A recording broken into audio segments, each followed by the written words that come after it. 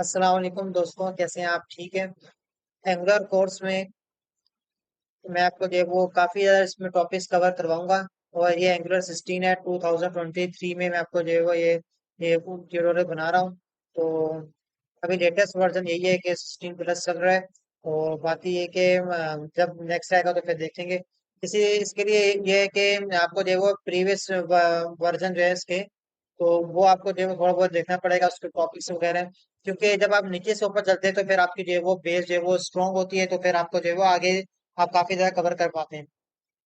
देखिए, अगर आपकी बेस ही स्ट्रांग नहीं होगी, जैसे कि फॉर्म्स वगैरह हैं, तो मैं आपको दिखाता हूँ। अब इसी तरह भी यहाँ पर जो है वो फॉर्म्स बेसिकली दो तरीके के हैं। अब अभी एक नया जो तरीका है वो है रिएक्टिव फॉर्म। एक तो है टेम्पलेट ड्राइविंग फॉर्म। ये तो बिल्कुल आसान से। और अब जो वो नया है तो वो है रिएक्टिव फॉर्म। इसी तरह और भी काफी ज्यादा चीजें हैं। तो अब ये क्या है, अब अगर आप बेसिक जो है वो फॉर्म का स्ट्रक्चर नहीं पता, तो आप जो है वो किस तरह आगे जाकर समझेंगे रिएक्टिव फॉर्म क्या होता है। तो मैं आपको जो है वो बेसिक से लेकर चलूंगा। तो ये काफी आपके लिए आसान होगा। इसमें मैं जूम कर लेता हूँ। इसमें सबसे पहले इंस्टॉलेशन देखेंगे हम। वो इंस्टॉलेशन में हम किस तरह करते हैं, क्या क्या कुछ कमांड लिखना पड़ेंगे थ्रो सीएमडी। तो हम ये वो देखेंगे। कंपोनेंट्स क्या होते हैं, किस तरह बनाते हैं, पूरा फाइल स्ट्रक्चर फोल्डर स्ट्रक्चर मैं आपको इसमें बताऊंगा। ठीक है, यहाँ पे मैं आपको लिख देता हूँ क्योंकि यहाँ पे मेरे फोल्डर स्ट्रक्चर आपको सिखाने, फाइल एंड फोल्डर स्ट्रक्चर। तो फिर मैं आपको जो है वो ये सिखाऊंगा। ठीक है जी। इसी तरह string interpolation, data binding, one way data binding क्या होता है, ये सारा कुछ मैं आपको गाइड भी करूंगा। Property binding most important topic है। टू वे बाइंडिंग तो इतना इंपॉर्टेंट है कि यूं समझ लीजिए कि इसने तो काम भी बहुत आसान कर दिया है। और यूं समझ लीजिए कि एक ही वक्त में एक ही वेरिएबल के थ्रू हम जो है वो दोनों काम कर सकते हैं। जैसा कि हमने जो है वो इनपुट है, अब हम इनपुट यूजर जो है वो अपना नाम, यूजर नेम, पासवर्ड वगैरह इंटर कर रहा है। ठीक है, वो आपने इसको गेट तो कर लिया, लेकिन आप साथ ही साथ प्रिंट भी करवाते हैं। वो आपने देखा होगा ना कि हम लोग जो है वो टेक्स्ट वगैरह लिखते हैं कहीं किसी जगह, तो क्या होता है कि जैसे हम जो है वो 1000 वर्ड्स का टेक्स्ट लिखते हैं तो नीचे में हमें शो हो रहा होता है। तो ये आपने देखा होगा। तो ये है। तो ये टू वे बाइंडिंग के थ्रू हम आसानी कर सकते हैं। अच्छा जी। उसके बाद है मॉड्यूल क्या होते हैं और कंपोनेंट क्या होते हैं। कंपोनेंट्स बेसिकली मॉड्यूल के अंदर बनते हैं। और मॉड्यूल किस तरह बनाते हैं ये भी आपको बताया जाएगा। मॉड्यूल क्यों बनाते हैं, इसका फायदा क्या है, आखिर सारे कंपोनेंट्स को मॉड्यूल के अंदर क्यों रखते हैं, फायदा, तो ये भी आपको बताया जाएगा बेनिफिट।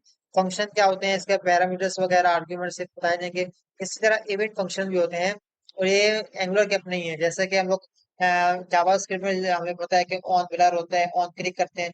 लेकिन यहाँ पर जो वो ऐसा ही है, क्लिक करते हैं हम और ऑन क्लिक नहीं होता, यहाँ पर क्लिक होता है। इसी तरह ब्लर होता है, इसी तरह और भी काफी ज्यादा चीजें हैं। तो ये भी आपको दिखाया जाएगा, तो बताया जाएगा। और काफी ज्यादा चीजें हैं, लेकिन इसके अपने है ना। अब क्योंकि एंगुलर जो है वो बेसिकली एक फ्रेमवर्क है। रिएक्ट जेएस क्या है, ये लाइब्रेरी है। इसी तरह नेक्स्ट जेएस क्या है, ये भी क्या है, फ्रेमवर्क है, लाइब्रेरी नहीं है। फर्क है दोनों में। अब आप बात समझिएगा। यूं आप समझ लीजिए कि हम लाइब्रेरी क्या होता है। अब लाइब्रेरी यूं समझ लीजिए कि लाइब्रेरी होता है कि एक तरह से आप समझ लें कि सिटी होता है। क्या होता है, सिटी, समझ लीजिए आप। एंड फ्रेमवर्क क्या होते हैं, एक तरह से समझ लीजिए कि आप, ये फ्रेमवर्क जो है वो कंट्री होता है। यानी कि एक समझा एग्जांपल दे रहा हूँ आपको मैं। यानी कि अगर आप किसी कंट्री में जाते हैं, किसी मुल्क में जाते हैं, तो उसका अपने लॉस होते हैं, उसके अपने रूल्स होते हैं। ठीक है, तो यूं समझिए कि फ्रेमवर्क ऐसा है कि भाई ये कहता है कि सारा कुछ मैं आपको प्रोवाइड करूंगा, सारे रूल्स सब कुछ मैं आपको दूंगा। आपने सब मुझे मेरा ही चीजें जो है वो आपको यूज करनी। ठीक है, कंट्री भी यही कहती है, आप जो कुछ मैं आपको प्रोवाइड कर रहा हूँ, जो कुछ मैं आपको दे रहा हूँ, जो रूल्स वगैरह, आप मेरे ही यूज करोगे। ठीक है, लाइब्रेरी क्या है, एक तरह से सिटी है, यूं समझ लीजिए। यूं समझ लीजिए थोड़ा बहुत जो है वो इसमें लाइब्रेरी में चेंजिंग होते हैं। जैसे रिएक्ट जेएस कुछ नहीं, जावास्क्रिप्ट भी है, लेकिन इसके अंदर क्या है, थोड़ा बहुत चेंजिंग है, यूज स्टेट है, हुक्स वगैरह है। ठीक है ना, तो थोड़ा बहुत चेंजिंग है।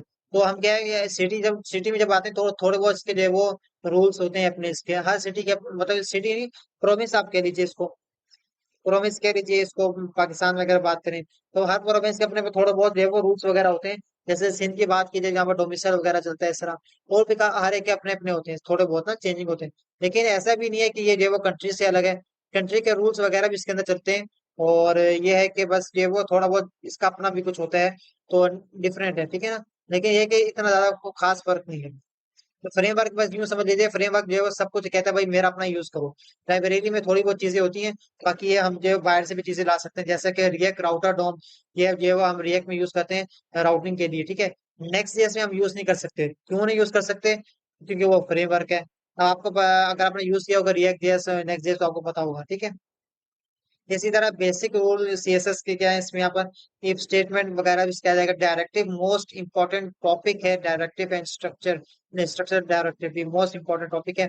इसी तरह मल्टीपल कंडीशन हम किस तरह जो है लिख सकते हैं सी प्लस प्लस में, इसी तरह जो है वो सी में, या और जो है वो यूं समझ लीजिए सी शार्प में, और सी शार्प, जावा, जावा स्क्रिप्ट। तो इसमें जो है वो इफ स्टेटमेंट लिखना बहुत आसान है, लेकिन यहाँ पर बहुत मुश्किल है। एंगुलर कहते हैं नहीं भाई मेरा यूज करो, एंगुलर इफ स्टेटमेंट आप यूज करेंगे, एनजी इफ कहते हैं इसको, ठीक है। ये आप यूज करेंगे। स्विच भी ऐसा ही है कि भाई आप जो है वो स्विच स्टेटमेंट आपने सीखा होगा, ठीक है। बिल फर्स्ट, अगर आपने नहीं सीखा तो मैं आपको सिखा दूंगा। अगर आपने सीखा है स्विच स्टेटमेंट तो क्या नुकसान होगा, मतलब कि इसका स्ट्रक्चर जो है वो एंगुलर का काफी ज्यादा डिफरेंट है, आप भी जो है वो शुरू में हेजिटेट हो जाओगे। इसी तरह लूप भी है, और स्टाइल बाइंडिंग वगैरह भी, डायनेमिक बाइंडिंग। फॉर्म कंट्रोल है, इसके अंदर दो चीजें आती हैं, रिएक्टिव होता है, सिंपल फॉर्म होता है, ट्रिगर एलिमेंट भी है, और बूटस्ट्रैप मटेरियल वही हम किस तरह ऐड कर सकते हैं ये भी आपको सिखाया जाएगा, ठीक है जी। अच्छा, इसके साथ आप जो है वो W3 जो है वो CSS भी आ चुकी है, आपको पता होगा W3.CSS आ चुकी है। तो ये भी मैं आपको जो है वो गाइड करूंगा कि हम जो है वो किस तरह यूज करते हैं।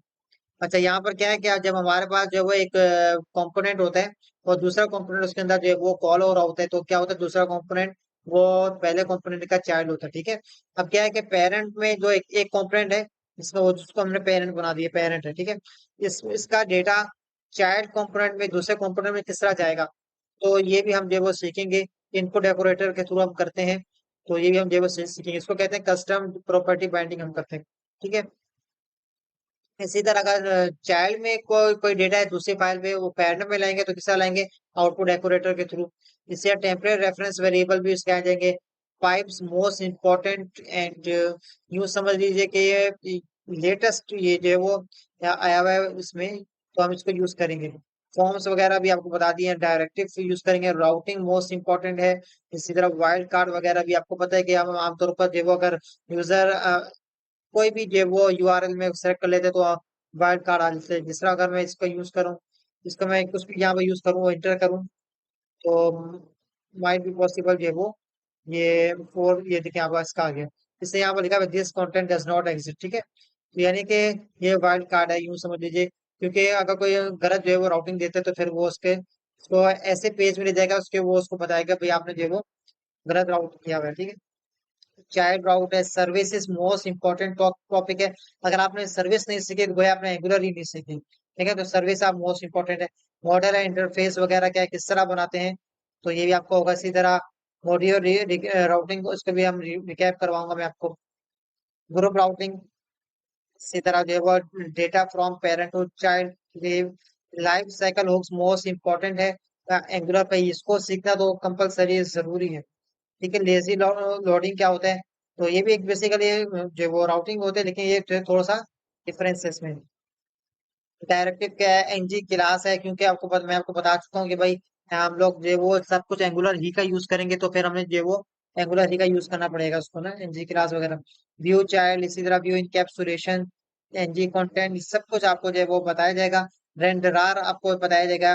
Host listener and host binding, ये क्या होते हैं, क्यों यूज करते हैं, कैसे यूज करते हैं, ये बताया जाएगा। ऑब्जर्वेबल मोस्ट इंपॉर्टेंट टॉपिक है, उसका मेथड्स वगैरह बताए जाएंगे, सिंटैक्स बताया जाएगा। इसी तरह जो है वो किस तरह हम यूज कर सकते हैं, इसके डिफरेंट वेज हैं, ठीक है। इसी तरह जो है वो एक लाइब्रेरी है RxJS, उसको हम यूज करेंगे। सब्जेक्ट्स वगैरह भी हैं इसके अंदर, और अनसब्सक्राइब भी कर सकते हैं ऑब्जर्वेबल को। ऑब्जर्वेबल यूं समझे एक तरह से प्रॉमिस से होता है, लेकिन थोड़ा सा डिफरेंस है इसमें ना। तो और भी काफी ज्यादा चीजें आपको सिखाई जाएंगी, ये बेसिक सब जो है वो आपको स्ट्रक्चर बताया गया है। तो अगर अगर अभी तक अगर आपने चैनल सब्सक्राइब नहीं किया तो काइंडली इसको सब्सक्राइब कर लीजिएगा। Thank you.